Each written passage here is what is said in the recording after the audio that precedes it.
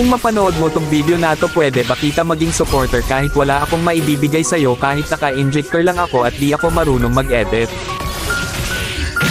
Gusto ko lang maranasan ang pakiramdam ng may humahanga sa bawat video na ina-upload.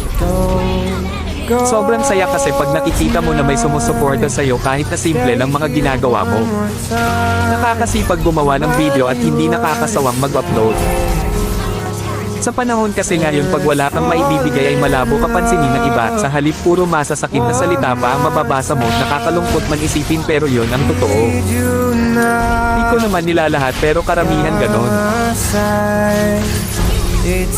Ang hirap kasi pag walang talent, pag di ka gwapo, maganda o sikat na kilalang tao.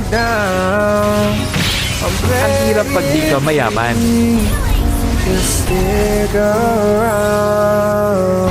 Okay lang sa akin basta lagi lang akong gagawa ng video kahit wala pang pumansin. Ang mahalaga lang sa akin ay yung mga alala pagdating ng panahon na mababalikan mo.